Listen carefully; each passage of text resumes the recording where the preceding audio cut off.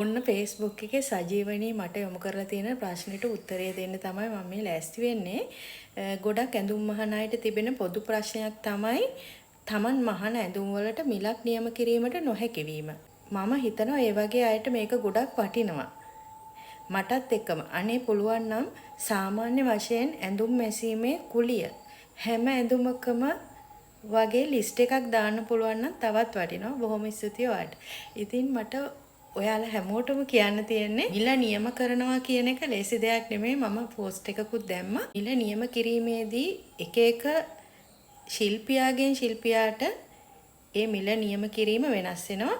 ඒ වගේම ප්‍රදේශයෙන් ප්‍රදේශයටත් ඒක වෙනස් වෙනවා. ඒ වගේම මෝස්තරයේ ස්වභාවය අනුව ඒක කරන විදිහ අනුව ඒකේ සංකීර්ණත්වය අනුවත් මේ මෝස්තරවලට මිල නියම කිරීම වෙනස් වෙනවා. සාමාන්‍ය විදිහට කැෂුවල් ඩ්‍රෙසස් මහනකොට ලංකාවෙම පිළිගත් විදිහට එකම මිලක් නියම කරන්නේ නැහැ. ඒ වුණාට සාමාන්‍යයෙන් සාමාන්‍ය බ්ලවුස් එකක් රුපියල් 800 ඉඳලා 1500 වගේ මිලකට වෙලා තියෙනවා. සාමාන්‍ය ගවුමක් 1500 ඉඳලා 3500 වගේ වෙනවා.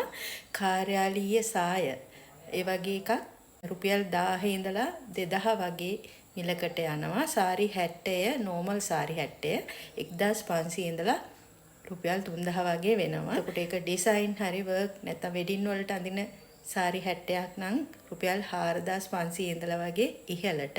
එතකොට සල්වාර එකක් වගේ කරනවා නම් රුපියල් 2000 4500 වගේ වෙනවා. එතකොට පිරිමි ඇඳුම් මැසීමේදී සාමාන්‍යයෙන් කැෂුවල් කමිසයක් රුපියල් 1200 2500 වගේ මිලකට යනවා. කලිසමක් 1800 රුපියල් 3500 වගේ මිලකට යනවා. ෆුල් සූට් එක කියන්නේ සම්පූර්ණ කට්ටලේ 15000න් එහාට. ඉතින් ඕක 19000 20000 30000 35000 වගේත් වෙන අවස්ථාවල් තියෙනවා.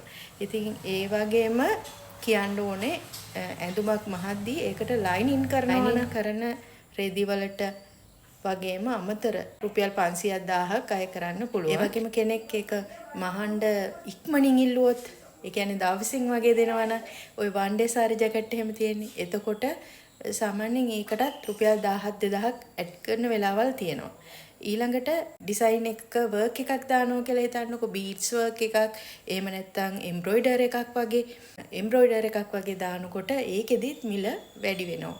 හිතන්නකො කරට එම්බ්‍රොයිඩර් එකක් දානවා නම් අතට එම්බ්‍රොයිඩර් එකක් දානවා නම් ඒකට වෙනම කාලයක් යනවා. ඒ වගේ මේකට යම්කිසි යෙදවුම් ප්‍රමාණයක් දාන්න ඕන. අන්නේ අනුව මිල වෙනස් වෙනවා. හිතන්නකො දැන් සමහර වෙලාවලදී ඩිසයින් එකක් අපි කරනවා අතට ලොකු පැටර්න් එකක් දානවා.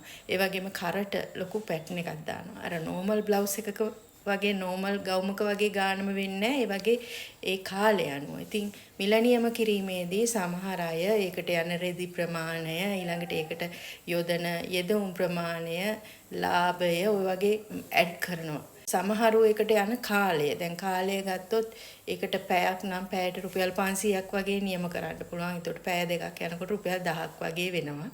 අන්න ඒ විදිහට එක එක මිල ගණන් වලට ඕක කියන්න පුළුවන්. ඉතින් හැම ඇඳුමකම කියන්න බෑ. මොකද ඒක ප්‍රායෝගික නැහැ. ඉතින් දැන් අපි බ්‍රයිඩල් එහෙම කරනකොට ගොඩක් මිල වෙනස් වෙනවා. සාමාන්‍යයෙන් 35000 45000 වගේ සමහර ඒවාට ඊටත් වැඩියෙන් වෙන ඒවා තියෙනවා. කියන්නේ දැන් කැන්ඩියන් එකක් වර්ක් කරලා එහෙම කරනකොට 35000 45000 වගේ මිල අපි අය කරනවා. ඒ වගේම බ්‍රයිඩල් එකකදී ලක්ෂයක් 1.50ක් වගේ මිල නියම කරන අවස්ථාවල් තියෙනවා. රෙදි වලට අමතරව සෙවින් කොස්ට් එකයි ඒක වර්ක් කරන්න අපි ගන්න වෙහෙස ගතවන කාලය යොදන යෙදවුම් ඒවත් එක තමයි ඔය මිල නියම කරන්නේ. ඉතින් අපිට කියන්න බෑ මෙහෙම හැම කෙනාම මේ විදියට ගන්නවා. ඒ වගේම මේක මෙහෙමයි සිද්ධ වෙන්නේ කියලා. මොකද එක එක්කෙනාගේ පළපුරුද්දයි නිපුණතාවයයි ඒගොල්ලන්ගේ එක්ස්පීරියන්ස් එක. ඒවත් එක තමයි මේකේ මිල නියම වෙන්නේ. ඒක තමයි මට කියන්න තියෙන්නේ.